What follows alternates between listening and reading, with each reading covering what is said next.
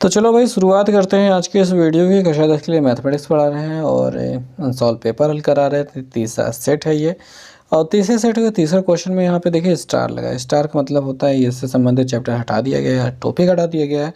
पर यार भी पिछले वाले ही सेट में हमने इसी वाले क्वेश्चन को हल किया था, मतलब ये वाला क्वेश्चन हमने हल किया था, तो थोड़ा कन्फ्यूजन सा है। बाकी आप देख लीजिएगा, स्कूल में टीचर्स से पूछ लीजिएगा। मैंने ये जानकारी इकट्ठा नहीं की है कि कौन सा हटा दिया गया कौन सा नहीं हटाया है, बट अगर आप कहोगे तो बताएंगे। बाकी चलो आगे बढ़ते हैं, तीसरे वाले क्वेश्चन को हम हल करते हैं। तो हमारे पास 3/x है प्लस 2/y है बराबर 11 है, और 4/x है माइनस 5/y है बराबर 7 है। वही पुराना हिसाब कि 1/x को मान लेते हैं a और 1/y को मान लेते हैं b, ताकि हिसाब थोड़ा सा बेहतर बन सके। तो 3a प्लस 2y 2b बराबर 11 हो जाएगा, समीकरण नंबर 1 कह देंगे। और यहाँ पे 4a माइनस 5b बराबर 7 हो जाएगा, बराबर समीकरण नंबर हम 2 कह देंगे। तो अब क्या किया जाए, अब इन समीकरणों को हम विलोपन विधि से हल करेंगे, क्योंकि विलोपन विधि से हल करना ज़्यादा आसान पड़ता है यहाँ पे। ठीक, तो हम कहेंगे कि समीकरण 1 में अगर हम 5 से गुणा कर दें, 1 में 5 से, तथा 2 में हम 2 से गुणा करेंगे। ठीक, गुणा करने पर तो यहाँ पे 5 यहीं 15a प्लस 5 दूनी है 10b बराबर 5 और 11 × 5 = 55। समीकरण नंबर हम 3 कहेंगे। और यहाँ पे 2 से 2 चौके 8 और 2 पंचे 10 और 7 दूनी है 14।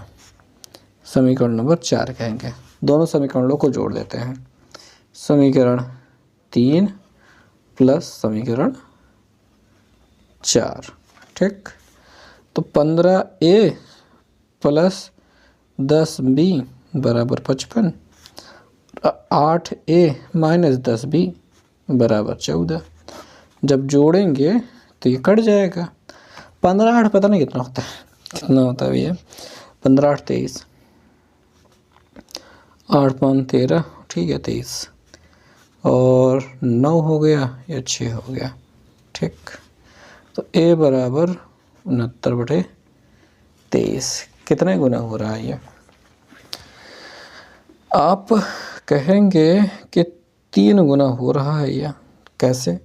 3 3 9, 2 3 6, मतलब 3 गुना हो रहा है। तो 29 3 69। a का मान तो 3 मिल चुका है। अब क्या किया जाए? अब ये किया जाए कि थोड़ा सा पन्ना फैला लिया जाए, या फिर इसी में अटका दिया जाए। चलो यार अटकाओ इसी में। क्या किया जाए, कहाँ जाओगे भाग के? तो a का मान रख दो भैया। किस में रखते हैं? यहीं पे रख दें। हाँ, समीकरण 1 में।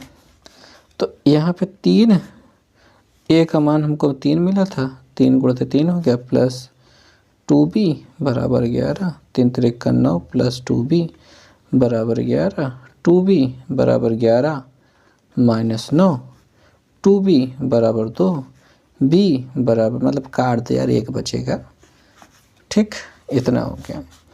1/x, चूँकि 1/x बराबर a, तो 1/x बराबर कितना हो गया?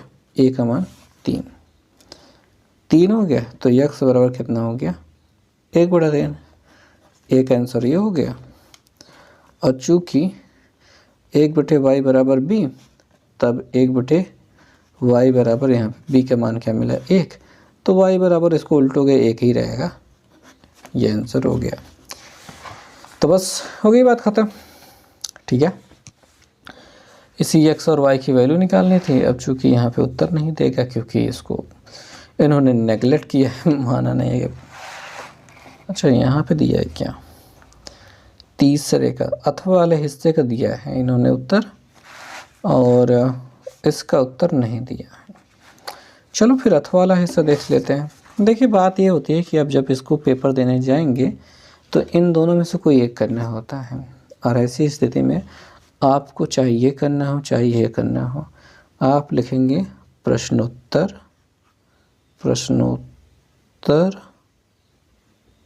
क्या लिख रहा हूँ मैं, प्रश्नोत्तर ऐसे लिखा जाता है, प्रश्नोत्तर संख्या 3 ऐसा कुछ लिखा जाता है ना, गंदी से राइटिंग में लिख दिया मैंने। ओके, कभी कभी गंदी राइटिंग में लिख देने का मन करता है, इस वजह से गंदी राइटिंग में लिख देता हूँ।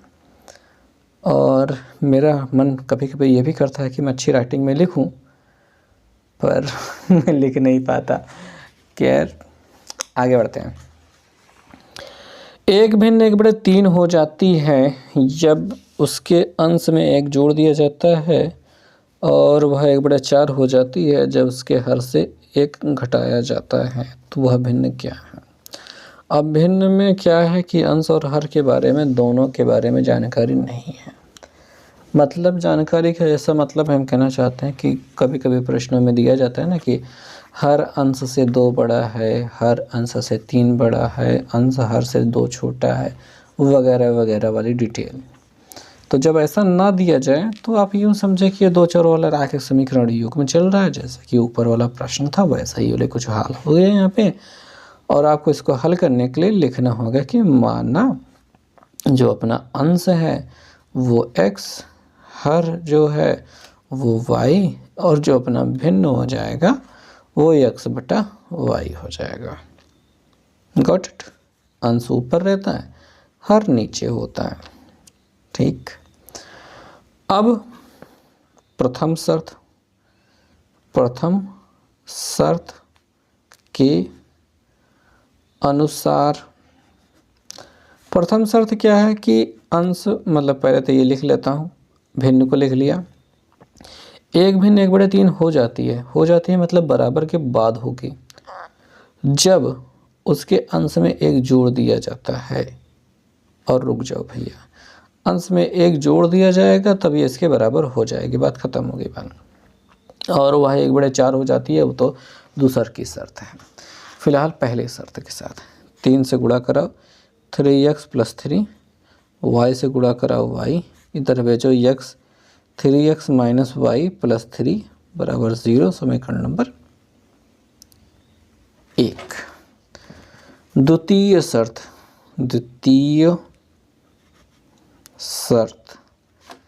के अनुसार भिन्न 1 बटे 4 हो जाती है, वह 1 बटे 4 हो जाती है, वह माने वह भिन्न हो जाती है, मतलब 1 बटे 4 बराबर के बाद आएगा।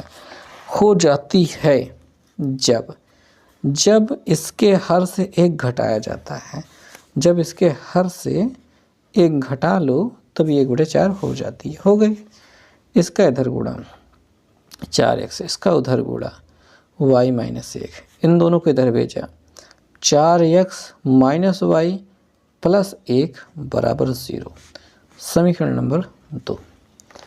अब दोनों समीकरणों में हमको y के साथ 1, मतलब y के गुणांक 1 और माइनस में दिखाई दे रहा है।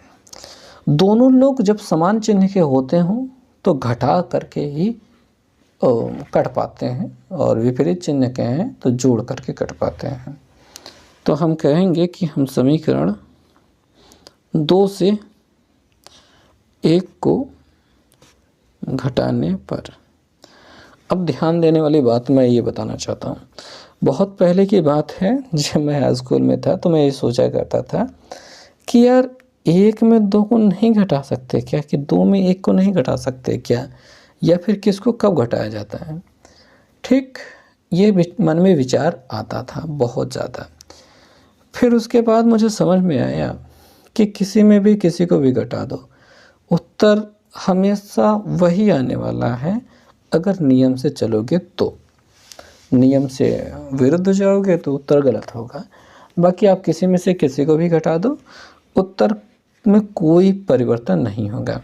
अर्थात जैसे हमने लिखा समीकरण 2 में से 1 को घटाने पर, वैसे ही 1 में से 2 को घटाने पर लिख देते, तब पर भी कोई समस्या नहीं होती, उत्तर वही प्राप्त होता। ठीक, तो इस बात की टेंशन नहीं लेनी होती है। तो 4x - y प्लस 1 बराबर 0 है अपने पास, वो 3x माइनस वाई प्लस 3 बराबर 0 है।